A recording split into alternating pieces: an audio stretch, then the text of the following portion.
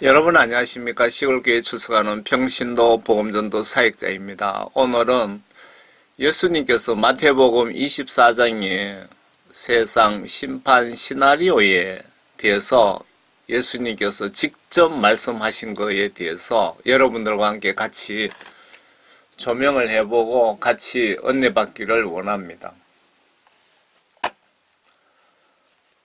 제목을 이렇게 붙였습니다. 심판대장이신 예수님께서 직접 지구 종말 심판 시나리오를 마태복음 24장에 말씀하셨습니다. 자세한 시나리오는 성경 요한계시록을 참조하셔요 라고 붙였습니다.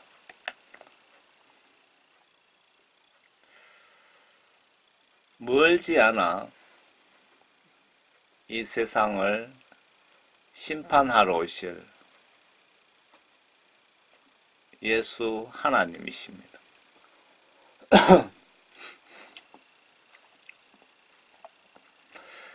이 메시지 전해드리는 목적은 우리는 실시간 여러 요인으로 죽어 영혼 심판 받을 수 있기에 실시간 회개하고 하나님 말씀과 영으로 거듭나기를 간절히 바라는 마음으로 전해드립니다.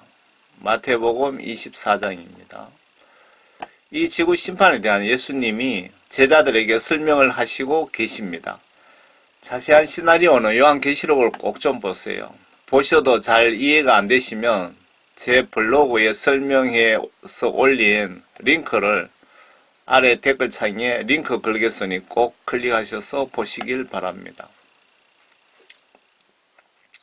24장 1절 예수께서 나가서 성전에 떠나시자 제자들이 성전의 건물들을 주께 보여드리려고 나오니 예수께서 그들에게 말씀하시기를 너희가 이 모든 것을 보지 못하느냐? 진실로 내가 너희에게 말하노니 여기 돌 하나도 돌 위에 남지 않고 다 무너지리라고 하시더라.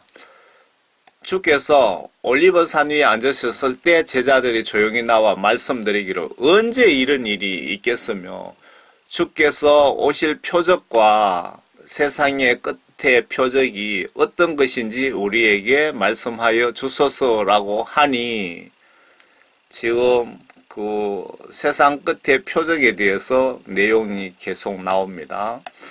예수께서 그들에게 대답하여 말씀하시기를 아무도 너희를 미혹하지 못하도록 주의하라.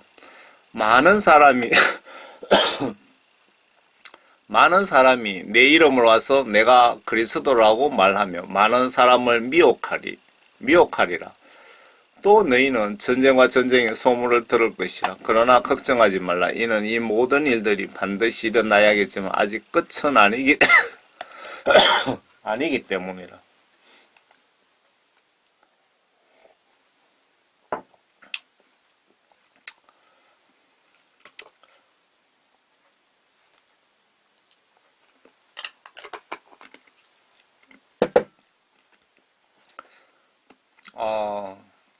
코로나 후유증으로 목청이 떨리면 말을 하면은 이렇게 헛기침이 납니다. 그렇다고 기침 난다고 복음을 안 전할 수는 없고 좀 이해해 주시기 바랍니다. 복음 전하는 것만큼 가장 긴박하고 가장 시급하고 중요한 것은 없거든요. 또 너는 전쟁과 전쟁의 소문을 들을 것이라. 그러나 걱정하지 말라. 이는 모든 일들이 반드시 일어나야겠지만 아직 끝이 아니기 때문이라. 민족이 민족을 대적하고 나라가 나라를 대적하여 일어나겠으며 기근과 역병과 지진이 여러 곳에서 있을 것이니 지금 아프리카 대륙이 기근 상태죠. 수십 년째. 그리고 지금 현재 UN 통계 보면 하루에 3만 명 정도가 굶어 죽고 있습니다. 그리고 8명 중에 1명이 배고픈 상태랍니다. 역병은 전 지구 동시에 진행 중입니다.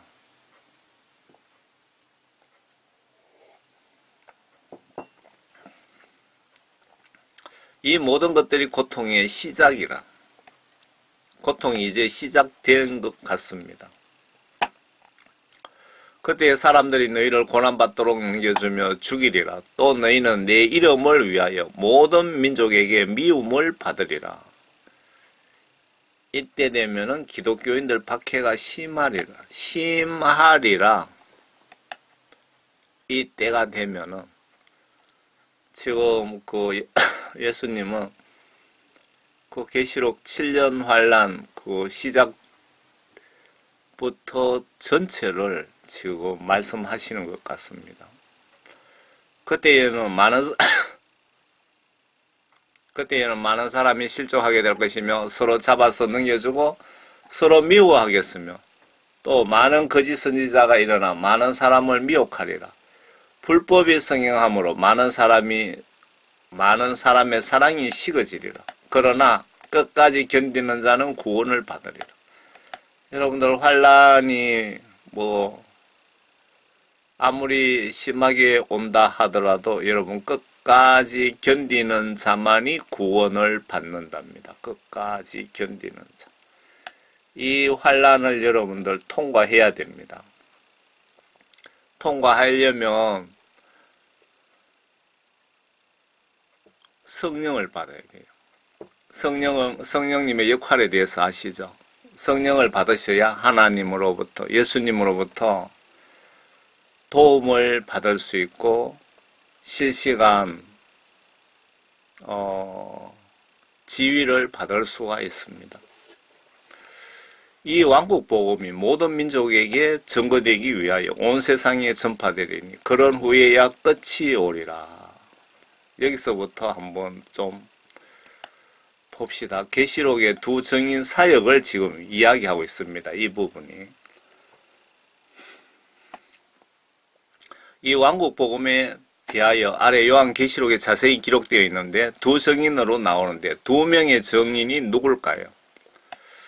아래 모세와 엘리야일 거라고 저는 보고 있습니다. 일단은 요 두 증인이 모세 엘리야인지 아닌지 한번 보고 넘어갈까요?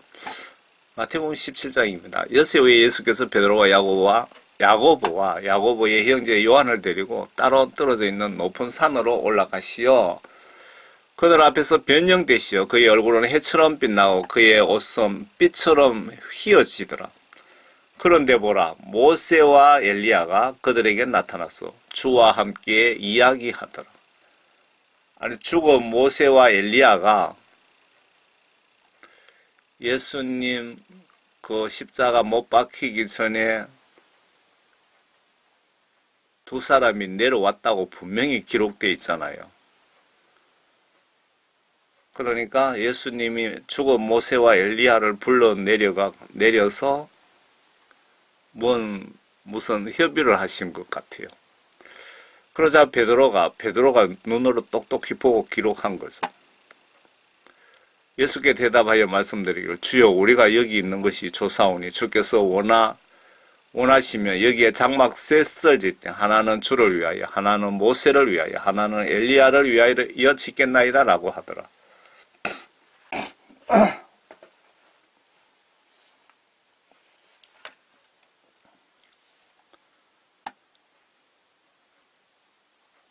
그가 아직 말하는 중인데 보라 빛나는 구름이 그들 위를 덮더라. 구름 속에서 음성이 있어 말하기를 이는 내 사랑하는 아들이요 그 안에서 내가 기뻐하노니 너희는 그의 말을 들으라 하는지라.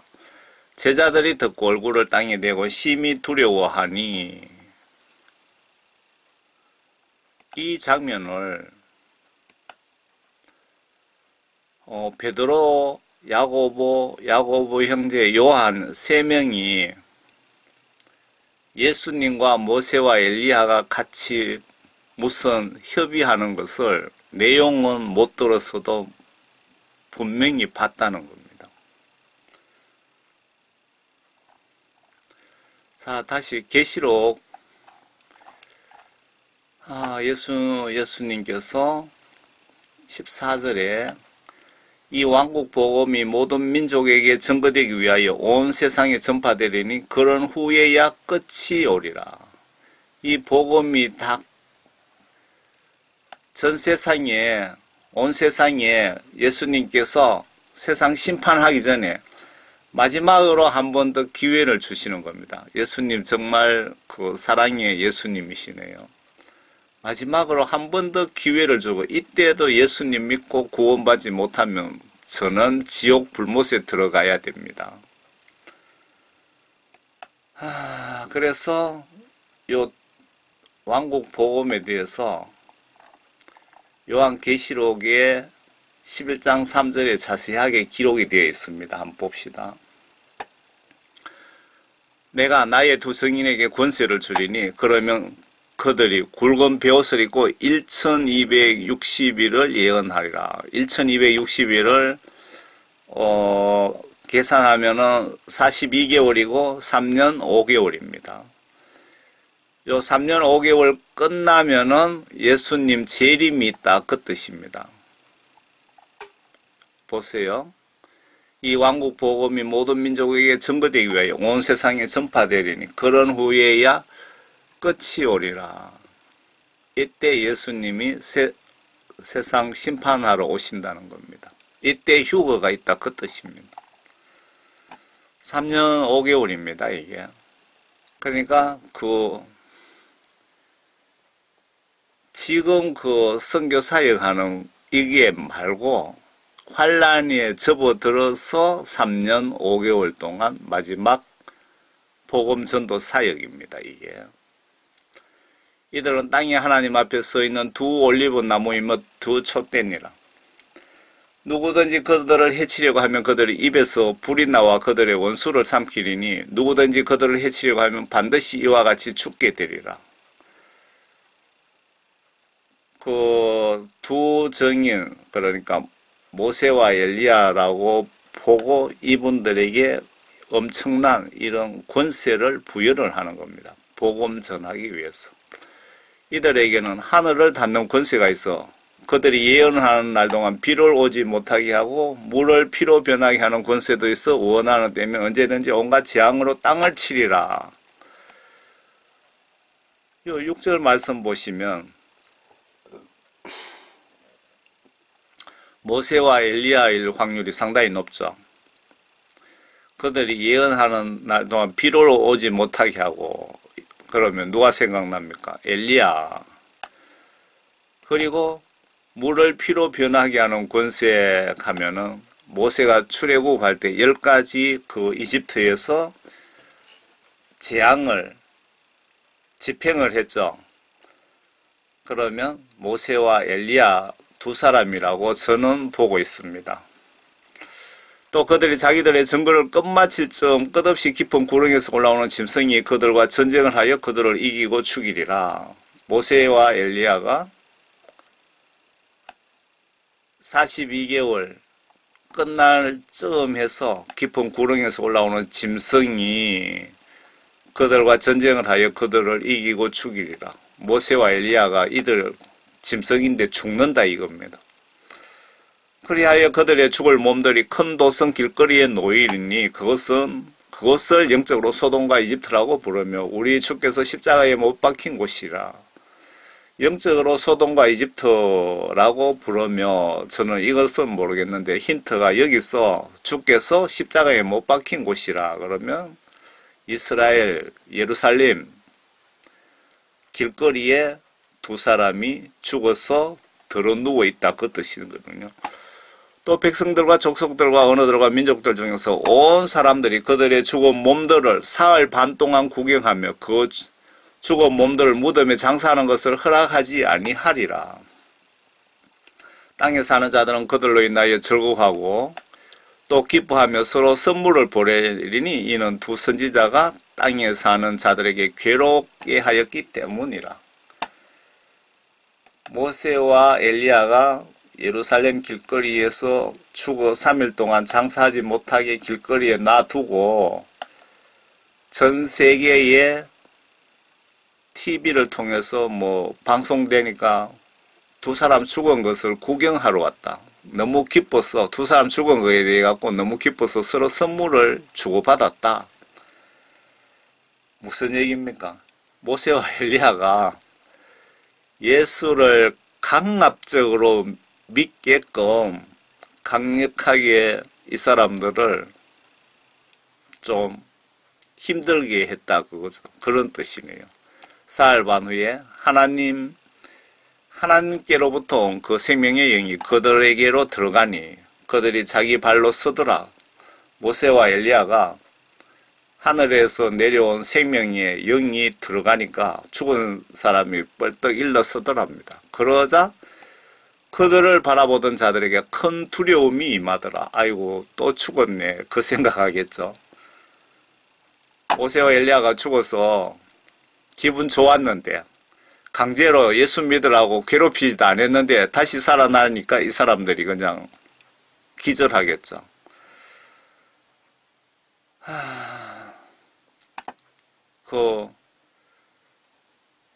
저희 아버지가 복음을 정말 열심히 전했거든요. 경주 시내 어디를 가든 막 길거리에 사람 만나는 데마다 복음 전합니다. 병원 가면 병원에서 복음 전하고, 길에서 스님을 만나면 스님에게도 복음을 전하고, 돌아가시기 전에 대구 병원에서 원장님에게 병실에 누워 있으면서도 이 병원에 직원들 다 좀 모아달라고 복음 전해야 된다고 그렇게 말씀하시더라고요. 그러니까 원장님이 회복되면 그렇게 해드리겠습니다. 그러시던데 회복이 아니고 예수님이 때가 되어서 데리고 가셨는데 복음을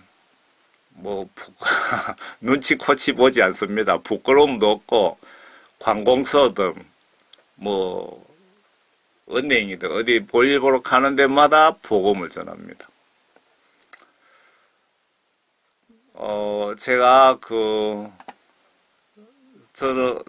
예수님으로부터 예수님이 저를 회개시키시고 성령 구원 선물 주시고 복음을 전하기에 사명을 주셨는데 한 13, 14년 됐는지 모르겠습니다. 그 전에는 아버지가 막 이렇게 복음을 길거리 가면서 전하고 요거도 먹고 하는 거 보니까 참 기분이 안 좋더라고요. 제가 예수님으로부터 선택받기 전에는. 그런데 예수님께 선택받고 저도 글로벌 복음 전도자가 되었잖아요. 그때 아버지랑 이렇게 어디 가면 아버지 복음 전하는 거 이렇게 보면서 이렇게 지켜보고 옛날처럼 걱정도 하고 그런 거는 없었습니다. 그들이 하늘로부터 나는 큰 음성을 들었는데 그들에게 말하기를 이리 올라오라. 누구를 올라오라 그랬습니까? 모세와 엘리야. 함으로 그들이 구름 타고 하늘로 올라가니 그들의 원수들이 그들을 바라보더라. 또 같은 시간에 큰 지진이 일어나서 도성의 10분의 1이 무너지니 그 지진으로 죽은 사람들이 7,000명이더라. 남은 자들은 무서워하며 하늘에 하나님께 영광을 돌리더라. 둘째 화는 지나가서나 보라. 셋째 화가 속히 오리라. 지금 예수님께서 간략하게 이렇게 이 왕국 복음이 모든 민족에게 전거되기 위하여 온 세상에 전파되리라. 요 42개월 동안 복음 전한 이후에 그런 후에 끝이 오리라. 요 부분이 요한계시록에 이렇게 자세하게 시나리오가 기록이 되어 있습니다.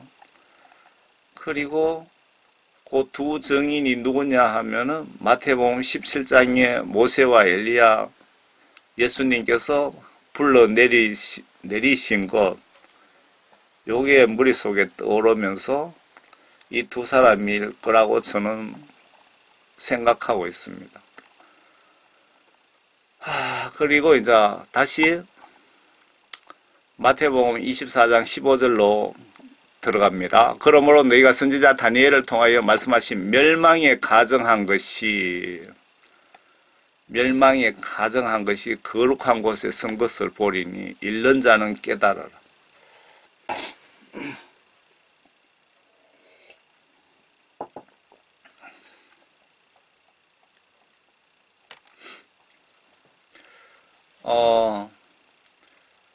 멸망에 가정한 것이 거룩한 곳에 선 것을 보거든 깨달아라. 거룩한 곳이, 여기서 거룩한 곳이라는 것은 예루살렘 성을 얘기하는 겁니다. 황금돔 자리에.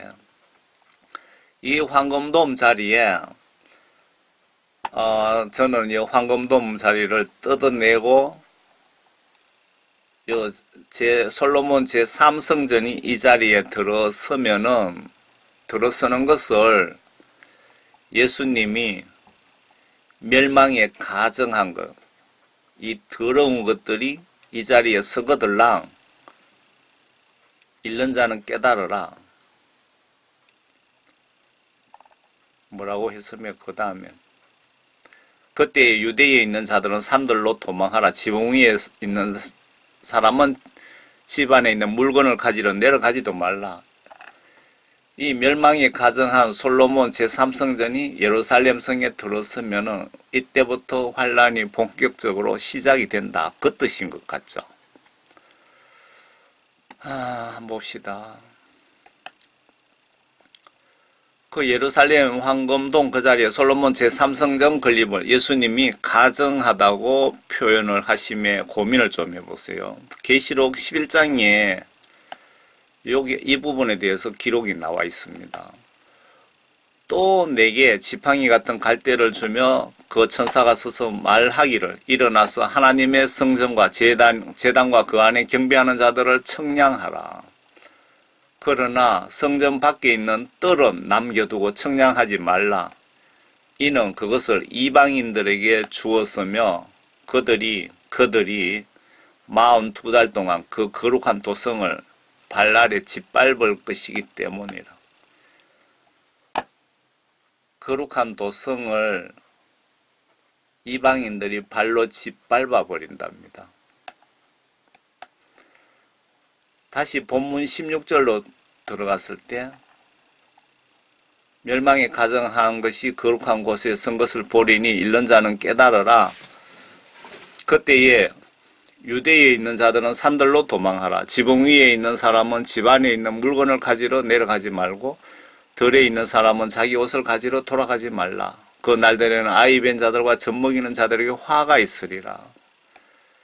솔로몬 제3성전이 들어서면은 본격적으로 환란이 이렇게 시작이 된다고 이렇게 표현한 것 같습니다.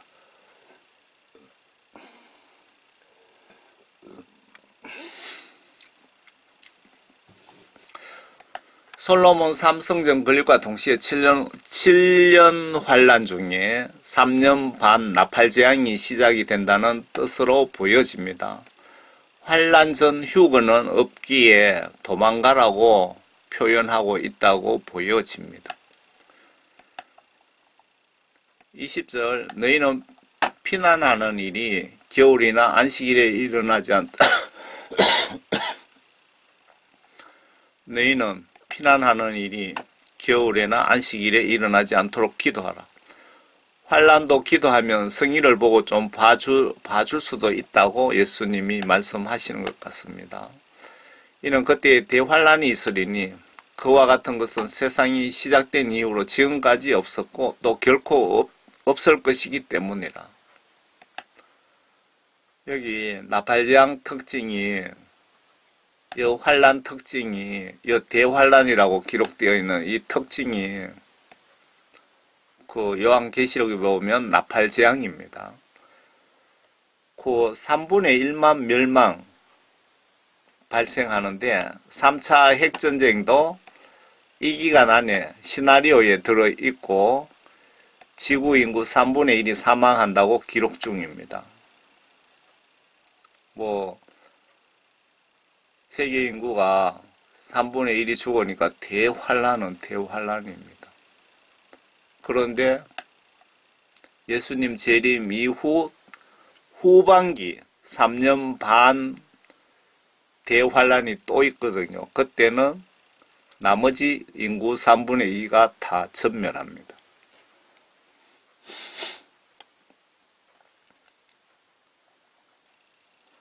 만일 그 날들이 단축되지 아니하면 어떤 육체도 구원받지 못하리라. 그러나 택함받은 사람들을 위하여 그 날들이 단축될 것이라. 여러분들 환란 전 뭐라 그러죠? 휴거 주장하시는 분들 잘 들어보세요. 환란 전 휴거 절대로 없다는 그 말씀을 지금 예수님이 직접 말씀하고 계시는 겁니다. 만일 그 날들이 단축되지 아니하면 어떤 육체도 구원받지 못하리라. 예수님 보시기에 아무리 구원받은 성령 충만한 사람도 그대로 놔두면, 기간을 단축해 주지 않으면 다 예수님 배신하고 지옥 갈 사람들이라 이거죠. 그래서 예수님께서 성령 구원받은 사람을 택한 사람이라고 하죠. 받은 사람들을 위하여 그 환난 날들을 단축시켜 주신답니다. 얼마나 단축시켜 주시는지는 잘 모르겠습니다. 그런데 성령 구원받은 사람들이 견딜 수 있을 만큼 단축시켜 주신다고 보시면 되겠죠. 환란 전 휴거 주장하는 신학 박사님들 잘 보시오. 예수님이 여기서 택함받은 자도 엄청난 큰 환란에 직면할 건데 내가 구원 성령 받은 택함받은 자들 특별히 생각해서 기간을 단축해 줄 것이다. 각오들 단단히 해라 라는 뜻 아닙니까? 성경 기록에 없는 환란 전 휴거 주장으로 크리스찬을 현혹시키지 마시길 바랍니다. 등과 기름, 즉 하나님의 말씀과 성령으로 거듭나지 못하게 해서 지옥 보내는 환란 전 휴거 주장하지 마시기 바랍니다. 지옥 가기 싫으시면. 정말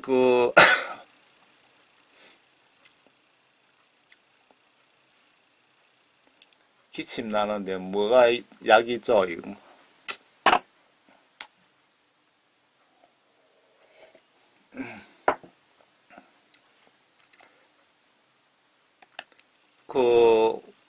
지금 신학 교수들, 목사님들이 환란 전 휴거 있다고 성경 말씀에도 없는 그런 거짓말을 하는 바람에 많은 사람들이, 구원받지도 못한 사람들이, 구원받았다고 착각하고 있는 사람들이 환란 통과 안 한다고 생각하고 등과 기름을 준비하고 있지 않습니다. 제 얘기 틀렸습니까? 다 구원받았다고, 다 예수님 오시면 환란 전에 나는 들림받는다고 착각하게 만드는 것입니다. 환란 전 휴거 주장하시는 대학 교수님들, 정말 예수님으로부터 심판받고 지옥 가고 싶습니까? 예수님이 분명히 이렇게 환란 전에 휴거 없다고 분명히 말씀하셨잖아요. 환란 전 휴거 없다는 성경 말씀 직간접 증거들을 찾으라고 하면 많이 제가 찾아낼 수 있습니다. 그때에 만일 누가 너희에게 말하기를 보라 그리스도가 여기 있다 혹은 저기 있다 하여도 믿지 말라. 거짓 그리스도들과 거짓 선지자들이 일어나서 큰 표적들과 이적들을 보여주어 할 수만 있다면 그 택함 받은 자들도 미혹하리라. 이놈들이 얼마나 교묘하게 미혹하고 유혹하고 실질적으로 표적과 이적을, 예수님이나 할 수 있는 그런 표적과 이적들을 보여준답니다. 그러니까 구원 성령 받은 사람들도 미혹당한다 이 얘기입니다. 그래서 예수님이 여기 있다 저기 있다 해도 절대 믿지 말라고 지금 우리에게 신신당부하고 계십니다. 계시록 한번 봅시다. 13장에 거짓 선지자 능력이 어느 정도인지. 예수님은 좀 전체적인 내용을 간략하게 말씀드렸는데 예수님 하신 말씀이 요한계시록에는 자세하게 기록이 되어 있습니다. 거짓 선지자 능력, 또 큰 이적들을 행하는데 심지어 사람들 앞에서 불을 하늘에서 땅 아래로 내려오게 하더라. 이거 예수님이나 할 수 있는 기적 아닙니까? 하늘에서 불을 땅으로 내려오게 하더라는 겁니다. 거짓 선지자가. 이때 가면 그렇게 한다는 겁니다. 그러니까 성경 말씀을 모르시는, 지식이 없고 성령이 없는 그런 기독교인들은 다 넘어가 버리는 겁니다. 그가 짐승 앞에서 행할 권세를 받아 그 같은 기적들을 통하여 땅에 거하는 자들을 미혹하며 또 땅에 거하는 자들에게 말하기를 칼로 상처를 입었다가 살아난 그 짐승을 위하여 형상을 만들어야 한다고 하더라. 칼, 이거 설명드리면 또 시간이 길어질 것 같은데. 그가 짐승 앞에서 행할 권세를 받아 그 같은 기적들을 통하여 땅에 거하는 자들을 미혹하며 또 땅에 거하는 자들에게 말하기를 칼로 상처를 입었다가 살아난 그 짐승이 바로 그 미국이죠. 미국. 그러니까 요때 되면은 그 단일 국가의 대통령, 즉 그리스도 육육 짐승 국가를 얘기하는 거고, 여기서 거짓 선지자라는 것은 바티칸의 아마 교황일 것 같은데, 그 바티칸의 그 지도자가 거짓 선지자입니다. 여기서 나오는 거짓 선지자는 바티칸의 교황이고, 바티칸에서 거짓 선지자가 나온다는 게 성경 말씀에 자세하게 기록이 되어 있습니다. 증거도 여러 개가 있고요. 그 형상을 만들어야 한다고 하더라. 동상을 만든다 이거죠. 그가 짐승의 형상에게, 동상에게 생명을 주는 권세를 받아. 이거 완전 기적 같은 일을 지금 하고 있습니다. 생명을 주는 권세까지 받아. 하늘에서 불도 내려오게 하고, 그 짐승의 형상으로 말도 하게 하고, 말도 하게 한답니다. 동상이. 그 짐승의 형상에게 경배하지 않는 자는 다 죽이도록 하더라. 이놈들이 이 동상이 어떻게 생겼는지 모르겠지만 아마 제가 추측에 그 마귀사탄 루시퍼처럼 두 뿔을 갖다 붙이고 뭐 어떤 동상을 만들어 갖고 전 세계 여기저기에 해놓고 동상에 절하지 않는 자는 다 죽인다 이거죠. 여러분들이 죽기 싫어서 절을 하다가는 여러분 다 지옥 갑니다. 예수쟁이들 잘 들으세요. 요한계시록에 대한 지식이 없으면, 성경 지식 없으면 여러분들은 적그리스도 세력들에게 당합니다. 이놈들인데 당하면 여러분 지옥 갑니다. 그가 모든 자, 즉 작은 자나 큰 자, 부자나 가난한 자, 자유자나 종이나 그들의 오른손이나 이마에 표를 받게 하고, 그 표나 그 짐승의 이름이나 그의 이름의 숫자를 지닌 사람을 제외하고는 아무도 사거나 팔 수 없더라. 여기서 여러분 신경 써서 잘 봐야 되는 건요, 세 가지입니다.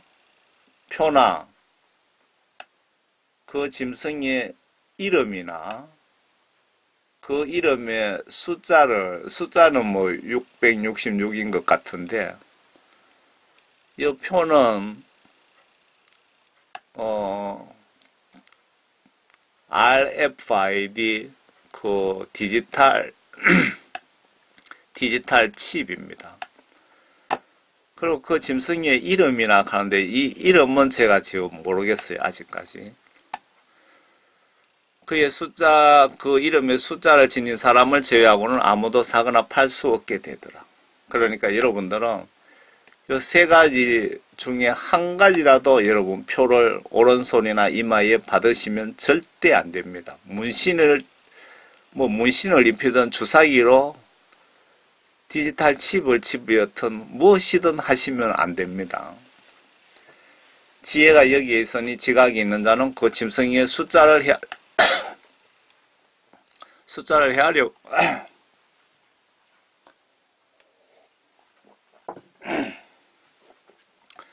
헤아려 보라. 그것은 한 사람의 숫자이니 그 숫자는 666이라.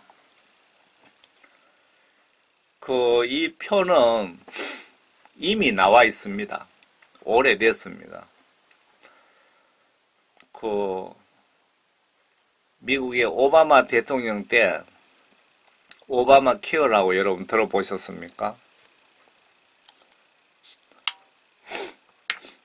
오바마 케어에 미국인을 상대로 시범으로 이렇게 한번 시행하려고 시도한 적이 있었습니다. 그런데 그 상원에서 반대해서 못한 겁니다.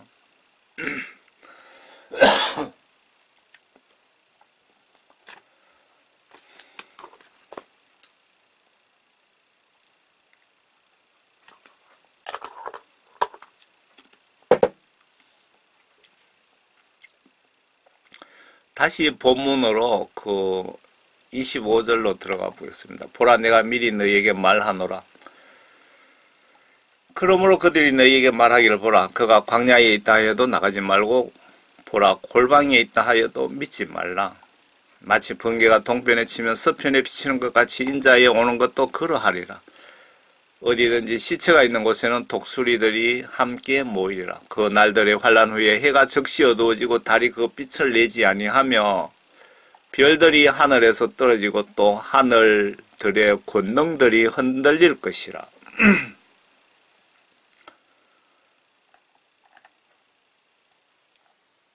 지금 예수님이 순서대로 말씀하시는데 그 앞에 두정인 사역과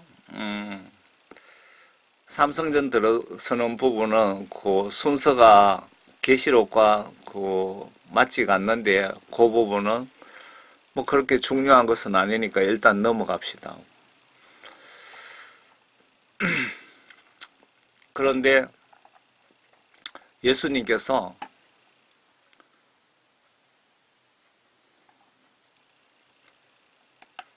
그러므로 그들이 너희에게 말하기를, 보라, 광야에 있다 하여도 나가지 말고 골방에 있다 하여도 믿지 말라. 마치 번개가 동편에서 서편까지 비치는 같이 인자 오는 것도 그러하리라. 27절 어디든지 시체가 있는 곳에 독수리들이 함께 모이리라. 그 날들의 환란 후에 해가 적시 어두워지고 달이 그 빛을 내지 않고 별들이 하늘에서 떨어지고 또 하늘들의 권능들이 흔들릴 것이라. 이 부분이 요한계시록에 있는지 한번 봅시다. 요한계시록에 자세한 시나리오가 나와 있습니다. 예수님 말씀하신 말씀이 맞나 확인해 보자고요. 계시록 8장 6절에 보시면 6절부터 한번 볼게요. 진짜 하늘에서 별들이 떨어지나 한번 보세요. 그때 7 나팔을 가진 7 천사가 나팔을 불려고 준비하더라. 이때부터 나팔 재앙이 시작이 됩니다. 지금 여기는 제가 4번째 천사까지 올려놨습니다. 4번째 천사 이 사이에서 하늘에 별들이 떨어지고 하늘의 권능이 흔들리고 하는 부분이 여기 다 있거든요. 그런데 6번째 천사가 나팔 불면은 세계 3차 핵전쟁이 일어난다고 기록이 되어 있습니다. 3차 대전. 왜 핵이냐? 왜 핵전쟁이냐? 예수님 재림 3년 5개월 동안 징조들이 다 일어나야 되거든요. 그런데 핵전쟁 아니면 3차 핵전쟁 아니면 세계 인구 3분의 1이 짧은 시간 안에 죽을 수가 없잖아요. 그래서 3차 핵전쟁이라고 보고 있는 겁니다. 첫째 천사가 나팔을 부니 피가 섞인 우박과 불이 따르더라. 그것들이 땅에 쏟아지니 나무에 3분의 1이 타버리고 다른 모든 풀들도 타버리더라. 3분의 1에 주목하세요. 3분의 1. 둘째 천사가 나팔 부니 거대한 산이 불에 타서 바다로 떨어지는 것 같더니 이거 지금 하늘에서 별이 떨어지는 것을 이렇게 표현한 겁니다. 바다의 3분의 1이 피가 되더라. 바다 3분의 1. 또 바다에 있는 생명을 가진 피조물들 3분의 1이 죽고 배들도 3분의 1이 파괴되더라. 3분의 1이 요 나팔재앙 특징이 3분의 1만 박살납니다. 셋째 천사가 나팔을 부니 하늘에서 등불처럼 타는 큰 별이 떨어졌는데 예수님이 별들이 떨어진다고 했죠. 그것이 강들의 3분의 1과 물들의 원천에 떨어지더라. 그 별의 이름은 숙이라고 물의 3분의 1이 숙이 되니 그 물이 쓰게 됨을 인하여 많은 사람이 그 물로 죽더라. 그런데 이 별이 떨어져서 숙물이 우리 대한민국의 모두 물이 다 숙물이 되는지 우리 동네의 물이 숙물이 될란지 그걸 모르니까 여러분들 고민 좀 하세요. 넷째 천사가 나팔 부니 해 3분의 1과 달 3분의 1과 별 3분의 1이 강탈을 당하여 그것들의 3분의 1이 어두워지니 낮이 그 3분의 1 동안 비치지 못하고 또 밤도 마찬가지더라. 하늘의 권능들이 흔들리죠. 해 3분의 1, 달, 별 3분의 1이 빛을 잃어버리더라 이거죠. 예수님께서 말씀하신 말씀이 맞나 아니냐 확인해 보시라는 겁니다. 다 시나리오에 이렇게 나와 있습니다. 다시 아래 마태복음으로 돌아가겠습니다.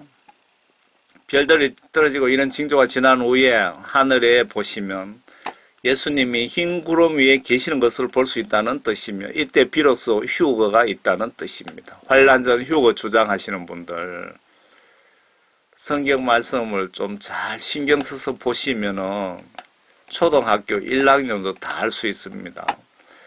예수님이 십자가 지시고 성천하실 때 천사가 예수님 이 모습으로 오신다고 하지 않으셨나요? 예수님 성천하실 때 천사가 너희들 뭘 쳐다보느냐 예수님 재림하실 때 그렇게 오신다고 그렇게 말씀하신 적 있지 않습니까? 지금 앞에 이제 별이 떨어지고 하늘의 권능들이 흔들리고 그렇게 했잖아요. 다음 순서 분명히 예수님께서 그 후에라고 했습니다. 그 전이 아니고 그 후입니다. 앞에 하늘에 별들이 떨어지고 저런 일들이 발생한 그 후에 하늘에 있는 인자 표적이 나타나리니 이때 예수님이 내가 이런 일이 발생하고 난 뒤에 내가 온다라고 지금 말씀하고 계시는 겁니다. 땅의 모든 지파들이 통곡할 것이며 왜 통곡합니까? 이때 휴거가 있다 이 얘기입니다. 여러분들 남편은 들림받고 부인은 들림받지 못하니까 들림받지 못한 사람은 어떻게 되겠습니까? 들림받지 못한 사람은 다 지옥에 간다고 성경에 기록되어 있기 때문에 그 정도는 또 다 알잖아요. 그래 이 80억 인구 뭐 3분의 1이 죽었다 치고 뭐 그러면은 뭐 몇십억이 전 세계 몇십억이 동시에 그냥 울면은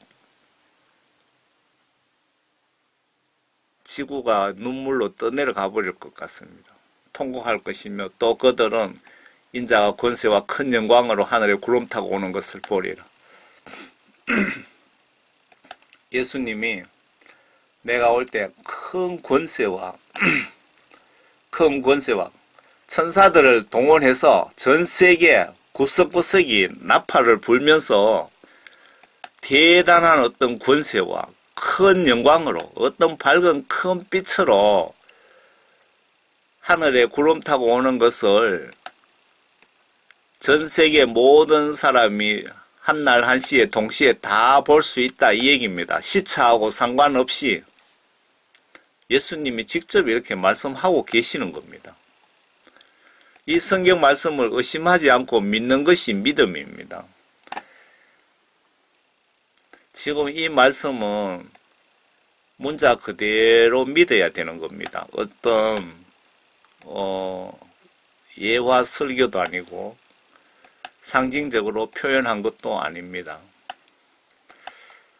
그러면은 요 부분을 그 예수님께서 이때 그 후가 그 전이 아니고 그 후에 분명이라고 말씀하셨잖아요. 그러면 요한계시록에 이 부분이 있는지 찾아보자고요.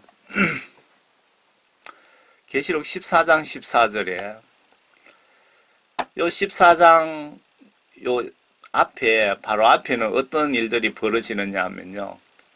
전 세계 단일 국가 그러니까 그 666 짐승 국가가 마귀 사탄을 지배하는 그 세력들이 세계 단일 정부를 구성해서 모든 사람에게 강제로 그 신분증, 주민등록증을 작은 디지털 칩에다가 모든 것을 집어넣어서 오른손이나 이마에 갖다가 집어넣고 그게 끝나는 시점이 계시록 14장 14절이거든요. 또 내가 쳐다보니 보라 흰 구름이라. 지금 예수님 말씀하신 마태복음과 비교해 보세요. 그 위에 인자와 같은 이가 앉았는데 그분의 머리 위에 금멸유관을 썼고 손에는 예리한 낫을 가졌더라. 추수하러 오시는 겁니다. 비로소 휴거가 이때 있는 겁니다.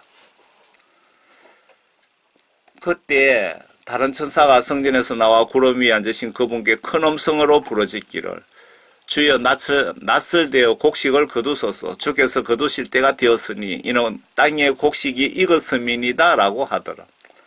그러자 구름 위에 앉으신 이가 여기서 구름 위에 앉으신 예수님이라고 기록해놓지 뭐 이가 해놓으면 좀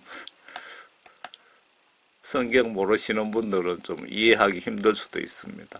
구름 위에 앉으신 예수님이 그의 낯을 땅에 대어 곡식을 거두시더라. 이때 여러분들이 구원받은 자, 들림받고 살아있는 자 중에 다들 도망가고 이때 그 666 표안 받으려고 많은 사람이 붙잡혀서 목이 달아나고 그때입니다. 그 목이 달아난 그 시점 바로 지나자 말자입니다. 그리고 그 붙잡히지 않은 사람은 뭐 산이나 들에서 숨어가 있는 그때쯤 된다고 보시면 맞을 것 같습니다. 여러분 도망가더라도 구원받지 못하신 분은 이때 들림받지 못합니다. 성령 구원받았나? 여러분 이름이 생명책에 있나? 예수님께 빨리 전화 한번 해보세요. 예수님 제 이름이 생명책에 있습니까? 라고 물어보시기 바랍니다. 다시 그 본문 31절로 돌아갑니다. 또 주께서 큰 나팔 소리와 함께 천사들을 보내시리니 그들이 하늘 이편 끝에서 저편 끝까지 사방에 그의 택하신 사람들을 함께 모으리라. 예수님 공중 강림하시면 이때 휴거 있을 때는 온 세상이 난리 법석 뒤집어지는 겁니다. 전 세계에 뭐 천사가 뭐 몇만 명이 올지 뭐 그런 거 몇천 명이 올지 그런 거는 모르겠습니다. 기록이 없으니까. 그런데 분명한 것은 전 세계 모든 공중에 천사들을 보내서 나팔 소리와 함께 이때 휴거가 있다 이겁니다. 추수하러 오셨으니까. 사도 바울이 그때 무덤에 바로 그때 죽어서 무덤에 묻혀있는 사람 먼저 들림받고 그 다음에 살아있는 사람 들림받고 라고 어디 기록되어 있잖아요. 또 주께서 큰 나팔 소리와 함께 천사들을 보내시리니 그들이 하늘 이편 끝에서 저편 끝까지 사방에서 그의 택하신 사람들을 모을 것이라.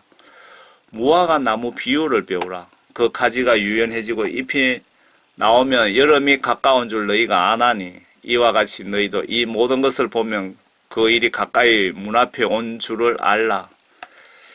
여러분 그 요한계시록 시각으로 여러분 계시록을 좀 아시면 지금 세상에 일어나고 있는 모든 사건 사고 그 정책들 세계적인 정책들 뭐 그런 거 보시면 때가 어디쯤 가고 있는지 여러분들도 알 수가 있습니다. 대충은 알 수가 있습니다. 그래서 예수님이 무화과 나무 비유를 지금 설명하고 계십니다.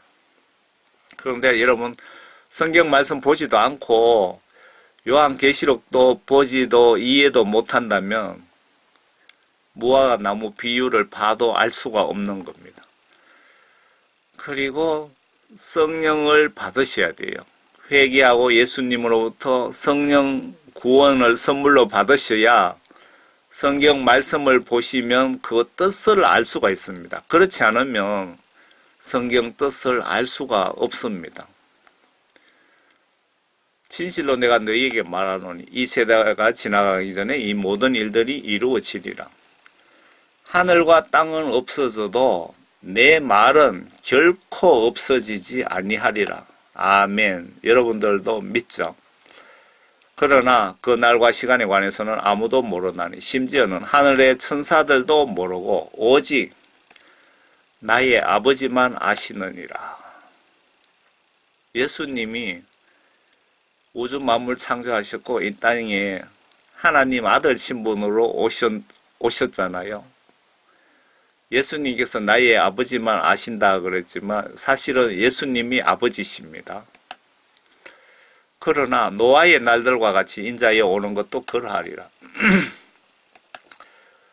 노아 홍수 때 그날 비가 쏟아지는 그 시간까지 그 노아 홍수 때 사는 전 세계 모든 사람들은 시집가고 장가가고 전혀 내가 비가 처음에 올 때만 해도 내가 비에 죽을 거라고 아무도 생각하지 않았습니다. 비가 그치지 않고 계속 오고 방바닥까지 차오르고 지붕까지 차오르고 산꼭대기로 도망까지 올라갔는데 그래도 비가 그치지 않으니까 큰일 났구나 그렇게 생각했겠죠. 지금 여러분들도 지금 노아 홍수 때처럼 여러분 생각하고 있지는 않습니까? 갑자기 들이닥치니까 세상 징조를 성경 시가로 보시면서 말씀과 영어로 거듭나시기를 바랍니다. 여러분들 그 요한복음 3장 5절 그 말씀대로 빨리 서두르세요. 물과 성령으로 거듭나다 그 말씀이 말씀과 하나님 말씀과 영어로 거듭나다 그 뜻이잖아요. 제가 예의주시하고 있으니까 여러분들 그 구독, 좋아요, 다운 많이 받아가세요. 제가 예수님께서 계시록에 대해서 그리고 성경 말씀 전하는 것에 대해 갖고 저에게 은사를 주셨거든요. 그래서 요한계시록 시각으로 제가 세상을 바라보고 있는데 아주 정확하게 잘 맞아가고 있는 것 같아요. 지금까지. 그러니까 여러분들이 모르시겠다면 제 메시지를 구독, 좋아요 누르시고 제가 워낙 편하게 복음 전하다 보니까 그 적그리스도 세력들이란 마귀 사탄의 공격을 많이 받습니다. 그래서 계정이 폭파되는 경우가 자주 있었습니다. 그래 이런 메시지가 여러분 꼭 필요한데 다음에 보지 그러면 어느 날 보면 다 날아가고 없을 수도 있습니다. 필요하시면 다운로드 받아 놓으세요. 홍수 전의 날들에 그들이 먹고 마시며 장가가고 시집가고 하기를 노아가 방주로 들어가던 그 날까지 하다가 홍수가 나서 그들을 모두 다 쓸어버릴 때까지 그들이 알지 못하였던 것 같이 인자에 오는 것도 그러하리라.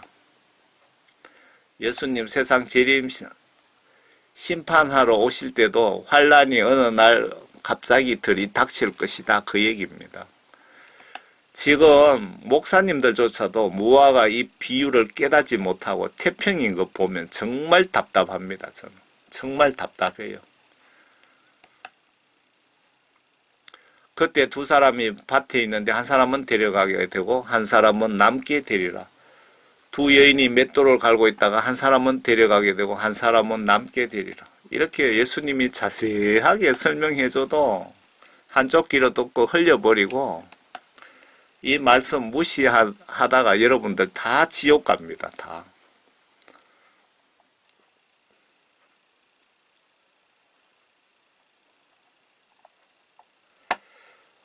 42절입니다. 그러므로 깨어있으라. 어떤 시간에 너희 주께서 오실지 너희가 알지 못하기 때문이라. 그러나 이것을 알라. 만일 그 집주인이 도둑이 어느 시간에 올 것인지 알았더라면 그가 깨어있어 자기 집을 뚫는 것을 허락치 아니하였으리라. 그러므로 너희도 준비하고 있으라. 너희가 생각하지 않는 시간에 인자가 올 것이기 때문이라. 그러면 그의 주인이 자기 집을 다스릴 자로 세워 정한 시기에 그에게 양식을 나눠 주게 할 신실하고 현명한 종이 누구겠느냐. 그의 주인이 와서 종이 그렇게 하고 있는 것을 보리니 그 종은 복이 있도다. 진실로 내가 너희에게 말하노니 주인이 그를 그의 모든 재산을 다스리는 자로 세울 것이라. 그러나 만일 악한 종이 속으로 말하기를 내 주인이 오시는 것이 늦어지리라 하고 자기 동료 종들을 때리기 시작하고 주정뱅이들과 함께 먹고 마신다면 종이 예기치 아니하는 날 그가 알지 못하는 시간에 그 종의 주인이 오리라. 그러면 주인이 그를 갈라내어서 윗선자들과 함께 그의 몫을 지우리니 거기서 울며 이를 갈고 있으리라. 여러분들 예수님 설교 잘 들어보셨습니까? 예수님께서 직접 환난에 대해서 세상 심판에 대해서 직접 예수님이 말씀하신 것을 제가 전해드렸습니다.